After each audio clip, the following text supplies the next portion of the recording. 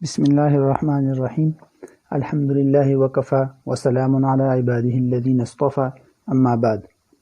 محترم سامعین، روزے سے متعلق چند اصولی باتیں آپ کے سامنے پیش کی جا رہی ہے۔ یہ اس سلسلے کی 5ویں ویڈیو ہے۔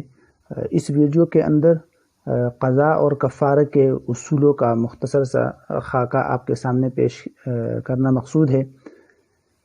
یہ اس سلسلے میں چند نکات آپ کے سامنے مختلف نمبر وار پیش کروں گا انشاءاللہ۔ سب سے پہلے قضاء اور کفارے کا مفہوم سمجھنا ضروری ہے، اور اس کے بعد انشاءاللہ اس کے مختلف نکات بیان کیے جائیں گے کہ کس صورت میں انسان پر صرف قضاء لازم ہوتی ہے اور کس صورت میں انسان پر کفارہ کے ساتھ قضاء کے ساتھ کفارہ بھی لازم ہوتا ہے۔ سب سے پہلے قضاء کا مفہوم سمجھ لے۔ قضاء کا مطلب ہوتا ہے کہ ایک روزے کے بدلے میں کسی دوسرے مہینے میں کسی بھی دن ایک روزہ رکھنا۔ کسی نے رمضان کا مہینہ میں روزہ نہیں رکھا اور اس کے بدلے میں کسی دوسرے مہینے میں روزہ رکھتا ہے، تو ایک روزے کے بدلے میں ایک روزہ رکھنا، اس کو کہتے ہیں قضاء۔ کفارے کا مفہوم یہ ہے کہ روزے رمضان کے مہینے میں کسی نے قصداً روزہ توڑ دیا تو اس پر کفارہ بھی بعض صورتوں میں لازم ہو جاتا ہے، جیسے آگے تفصیل آ رہی ہے۔ تو قضاء کے ساتھ ساتھ اس پر کفارہ لازم ہو جاتا ہے، اور کفارہ کا مطلب ہوتا ہے کہ 2 مہینے مسلسل روزے رکھنا، یا اگر کوئی شخص 2 مہینے مسلسل روزے رکھنے پر قدرت نہیں رکھتا تو وہ 60 مسکینوں کو کھانا کھلائے، یا مطلب 60 مسکینوں میں سے ہر ایک شخص کو ایک صدقہ فطر کی مقدار یعنی 1.25 کلو گندم کی مقدار جو ہے گندم یا اس کی قیمت دے دے۔ یہ ہے کفارہ۔ تو بعض صورتوں میں رمضان کا روزہ نہ رکھنے، رمضان کا روزہ توڑنے کی وجہ سے بعض صورتوں میں صرف قضاء لازم ہوتی ہے، یعنی کسی دوسرے مہینے میں ایک روزے کے بدلے میں ایک روزہ رکھ لے، اور بعض صورتوں میں قضاء کے ساتھ کفارہ بھی لازم ہوتا ہے۔ اس سلسلے میں نمبر وار میں مختلف نکات آپ کے سامنے پیش کرتا ہوں۔ اگر اس کے علاوہ کوئی اور بھی ایسی صورت پیش آئی جو ان صورتوں میں داخل نہ ہو تو آپ کسی بھی جاننے والے مفتی صاحب سے مسئلہ پوچھ سکتے ہیں۔ سب سے پہلی بات تو یہ ذہن میں رکھے کہ کفارے کا تعلق صرف رمضان کے روزے کے ساتھ ہے۔ کفارہ رمضان کے روزے کے علاوہ کسی دوسرے روزے کی وجہ سے انسان پر واجب نہیں ہوتا، خواہ نفلی روزہ ہو یا کسی کوئی اور رمضان کے علاوہ کوئی اور واجب روزہ ہو، قضاء رمضان ہو یا منت کا روزہ ہو، تو اس کو توڑنے کی وجہ سے خواہ جیسے بھی توڑا جائے اس کی وجہ سے کفارہ انسان پر لازم نہیں ہوتا، صرف قضاء لازم ہوتا ہے۔ کفارے کا تعلق صرف رمضان کے روزوں کے ساتھ ہے۔ دوسری بات، کفارہ کا تعلق بلکہ قضاء کا تعلق بھی عاقل اور بالغ کے ساتھ ہے۔ اگر کسی نابالغ شخص نے یا بچے نے جو ہے یا کسی مجنون نے روزہ رکھا اور وہ روزہ توڑ دیا، خواہ جیسے بھی توڑا ہو، رمضان کا روزہ ہو یا کوئی اور روزہ ہو، تو اس پر نہ قضاء ہے اور نہ کفارہ۔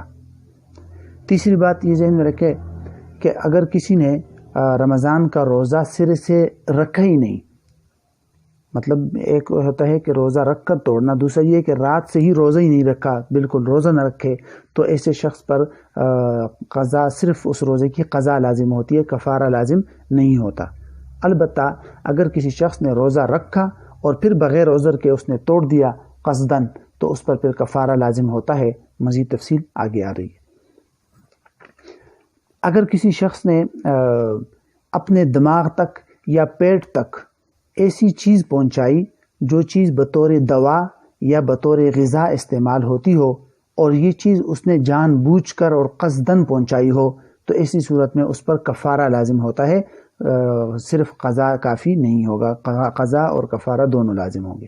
یعنی دماغ تک یا پیٹ کے اندر ایسی چیز جان بوجھ کر پہنچانا جو چیز دوا کے طور پر یا غذا کے طور پر استعمال ہوتی ہو۔ ہاں البتہ اگر کوئی ایسی چیز پہنچا دی جو نہ دوا کے طور پہ استعمال ہوتی ہے نہ غذا کے طور پر، تو پھر صرف قضاء لازم ہے۔ جیسے کنکری کسی نے کھا لی، یا قے کوئی کر رہا تھا اور اس کا کچھ حصہ واپس اس نے نگل لیا، تو اس میں صرف قضاء لازم ہوتی ہے، اس میں کفارہ لازم نہیں ہے۔ نمبر 4، اسی طرح اگر کسی شخص نے جان بوجھ کر ایسی چیز کھائی کہ جس چیز کی طرف انسان کی طبعی رغبت ہوتی ہے تو اس پر بھی کفارہ لازم ہے، صرف قضا کافی نہیں ہوگا، قضا اور کفارہ دونوں اس پر لازم ہے۔ ہاں البتہ اگر اس نے ایسی چیز کھائی جس کی طرف انسانوں کی طبعی رغبت نہیں ہوتی تو اس صورت میں پھر اس پر صرف قضا لازم ہے۔ مثلا رمضان کا روزہ کسی نے رکھا اور دن کو گوشت کھا لیا، پکا ہوا گوشت کھا لیا، تو ایسی صورت میں اس پر قضا اور کفارہ دونوں ہے، کیونکہ یہ ایک رغبت والی چیز ہے۔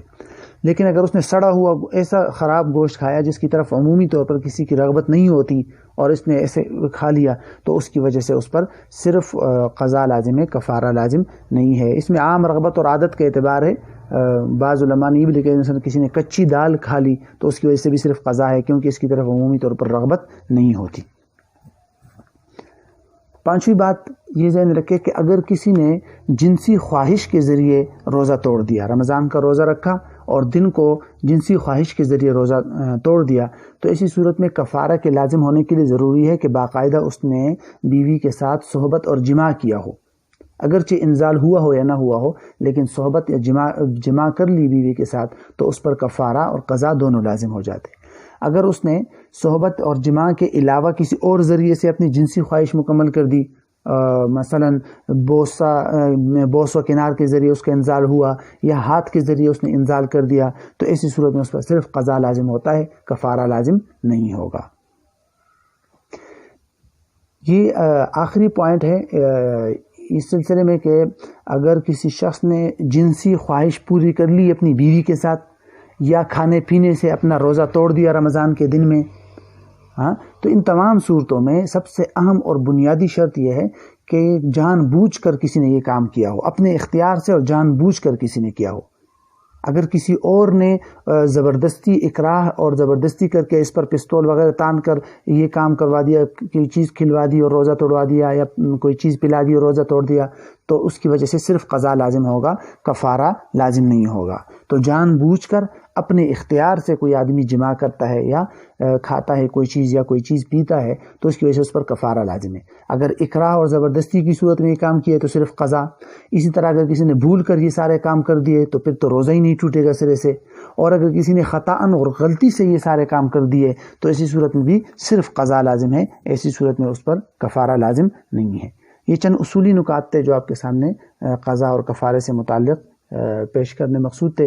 اگر اس سے ہٹ کر کسی نے کوئی ایسی صورت ہے جو ان تمام صورتوں میں داخل نہیں ہے تو وہ پوچھ سکتے ہیں، کمنٹ میں پوچھ لے یا کہیں بھی پوچھ سکتے ہیں۔ السلام علیکم۔